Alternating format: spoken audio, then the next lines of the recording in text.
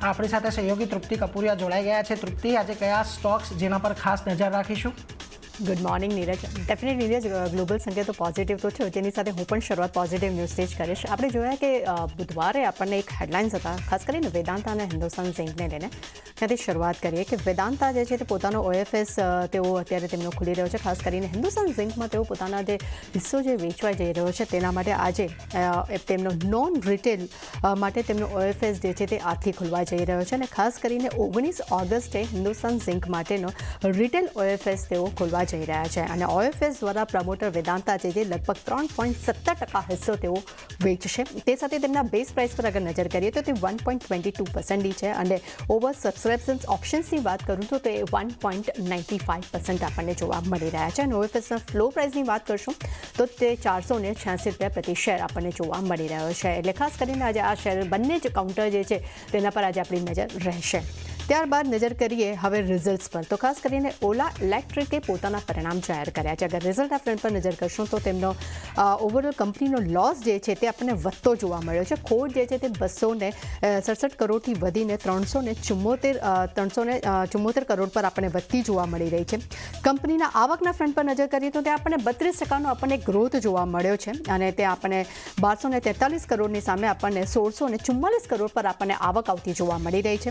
આબેડાના front પર નજર કરીએ તો તેમની અહીંયા ખોટ આપણને ઘટતી જોવા મળી છે. અને તે આપણને 218ની સામે 205 કરોડના આપણને આપણને ખોટ આપણને જે છે તે ઘટતી જોવા મળી રહી છે. પણ ઓવરઓલ કંપનીનું કહેવું છે કે આ ઓટોમેટિવ સેગમેન્ટમાં ખાસ કરીને એબિટા જે છે તેમાં એક બ્રેક ઇવન ત્યાં જોવા મળ્યું છે. અને ઓલા કંપનીના એક નિવેદન પણ આવ્યું છે જેમાં હું તમને વાત જણાવવા માંગુ છું કે તેમનું કહેવું છે કે રોડ્સસ જે સિરીઝ છે તે તેમને સિરીઝનું તેમને હવે એક લોન્ચ કર્યું છે. ખાસ કરીને જે મોટરસાઇકલ EV મોટરસાઇકલ છે તેમને લોન્ચ કરી છે, જેમાં રોડસ્ટર X અને રોડસ્ટર પ્રો લોન્ચ તેમને કરવામાં આવી છે.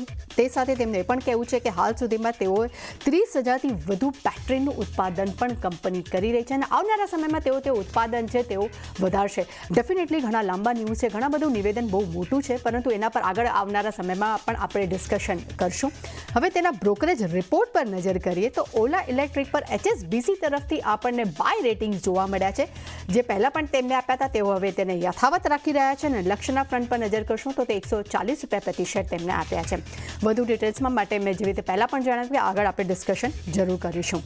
ગ્લેમાર્ક ફાર્મા પર નજર કરીએ. અહીંયા ખૂબ જ પોઝિટિવ સમાચાર આપણને ગ્લેમાર્ક ફાર્મા તરફથી આવતા જોવા મળી રહ્યા છે. નફાના ફ્રન્ટ પર નજર કરીએ તો 38 કરોડની સામે આપણને 340 કરોડની આપણને નફો જે છે તે આપણને આવતો જોવા મળી રહ્યો છે. આવકના ફ્રન્ટ પર નજર કરો, અહીંયા 7%નો આપણને ગ્રોથ જોવા મળ્યો છે. અને 3,244 કરોડ પર આપણને આવક આવતી જોવા મળી રહી છે. આબેડાના ફ્રન્ટ પર નજર કરીએ ત્યાં પણ લગભગ આપણને 34%નો એક ગ્રોથ જોવા મળ્યો છે. માર્જિન પણ આપણને સારા એવા આવતા જોવા મળ્યા છે. 14%ની સામે આપણને લગભગ 18%ના માર્જિન્સ આપણને આવતા જોવા મળ્યા છે.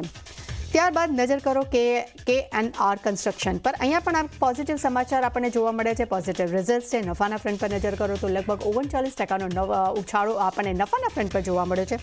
આવકના ફ્રન્ટ પર નજર કરીએ તો 981 કરોડની સામે આપણને 985 કરોડની આવક જોવા મળી છે.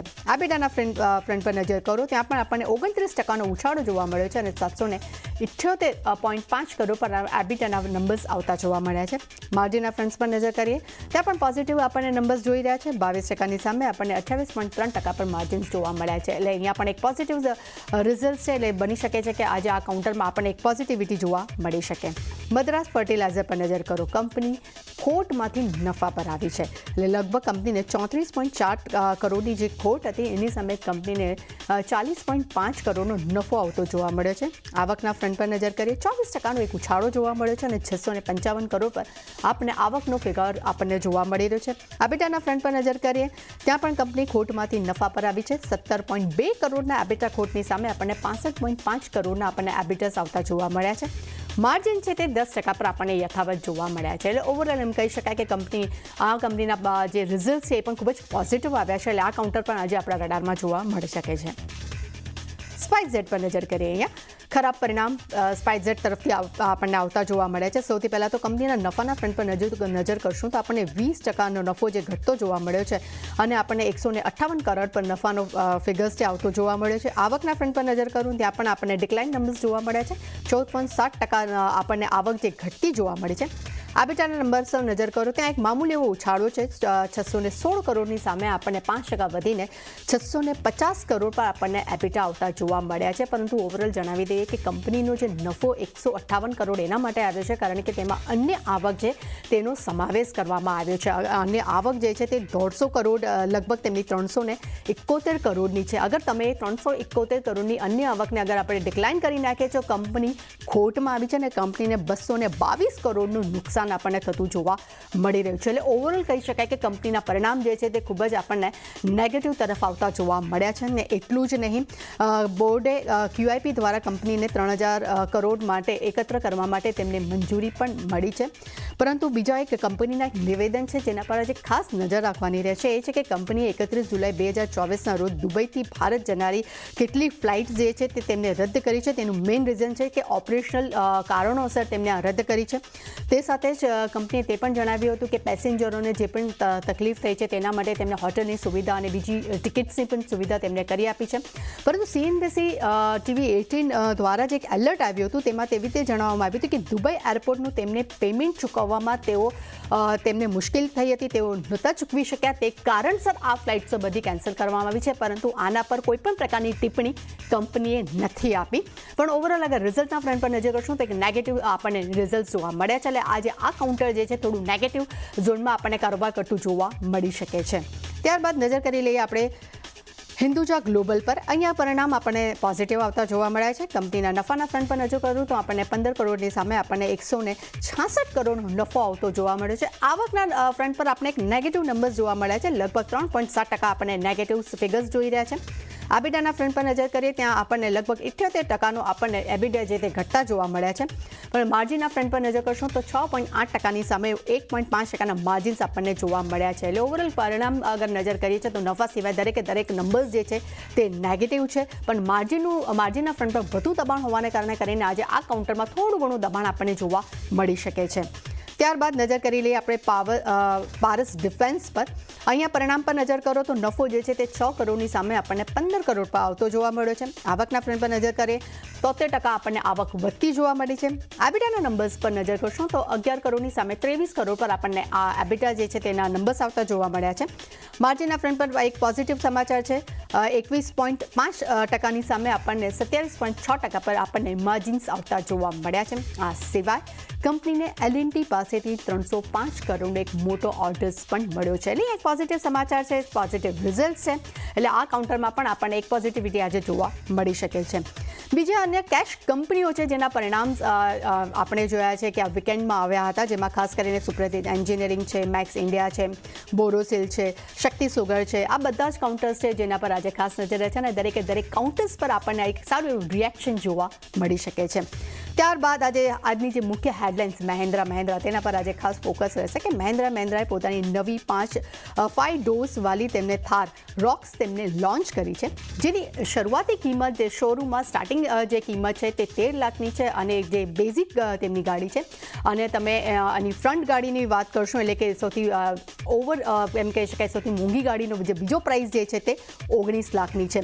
એટલે કેમ કહી શકાય કે બેઝિક ગાડીનો પ્રાઇસ 13 લાખ છે અને બીજી ગાડી જે છે તે ટોપ લેવલનું મોડેલ છે તેનો પ્રાઇસ છે 19 લાખનો.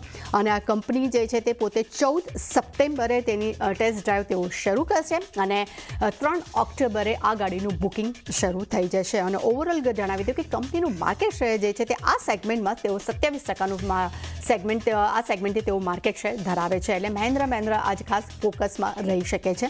એનું બીજું એક રીઝન એ છે કે બ્રોકરેજ હાઉસ જે છે ખૂબ જ પોઝિટિવ આપણને જોવા મળી રહ્યા છે. નોમુરા તરફથી મહિન્દ્રા માટે આપણને બાય રેટિંગ્સ જોવા મળ્યા છે. લક્ષ્યાંક તેમને 3,470 રૂપિયા પ્રતિ શેર કર્યા છે અને બીજી તરફ મોર્ગન સ્ટેનલીએ ઓવરવેટ રેટિંગ આપ્યા છે અને લક્ષ્યાંક અહીંયા તેમને 3,304 રૂપિયા પ્રતિ શેર આપ્યા છે. મેઇન ફોકસ છે કે કંપનીએ જે થાર લોન્ચ કરી છે જેને કારણે કરીને એસયુવીમાં એક એસયુવીથી પણ વધુ એક આ કારનું બુકિંગ વધી શકે છે તેવી અપેક્ષા આપણને અત્યારે બ્રોકરેજ હાઉસ તરફથી જોવા મળી રહ્યા છે. એટલે એમ કહી શકાય કે મહિન્દ્રા તરફથી એક પોઝિટિવ સમાચાર છે અને આજે પણ આ કાઉન્ટર આપણને એક પોઝિટિવ ઝોનમાં કારોબાર કરી શકે તેવી અત્યારે ધારણા આપણને જોવા મળી રહી છે. અને છેલ્લા શેર્સ પર નજર કરો પાવર મેક. અહીંયા પણ કંપનીને એક ઓર્ડર મળ્યો છે. તેમને કોસ્ટલ એનર્જન્સ પાસેથી લગભગ તેમને 114.3 કરોડનો તેમને ઓર્ડર્સ મળ્યો છે. આપણે જોયું કે વેનેઝના પણ આ કાઉન્ટર એક પોઝિટિવ ઝોન સાથે બંધ થયું હતું. આજે પણ એક પોઝિટિવ સમાચાર છે, એટલે આ કાઉન્ટર આજે પણ એક પોઝિટિવ ઝોન સાથે કદાચ કારોબાર કરી શકે. એટલે નીરજ, આ બધા જ શેર્સ છે જેમાં ખાસ કરીને ઓલા ઇલેક્ટ્રિક અને મહિન્દ્રા આજે આપણા રડારમાં રહેશે.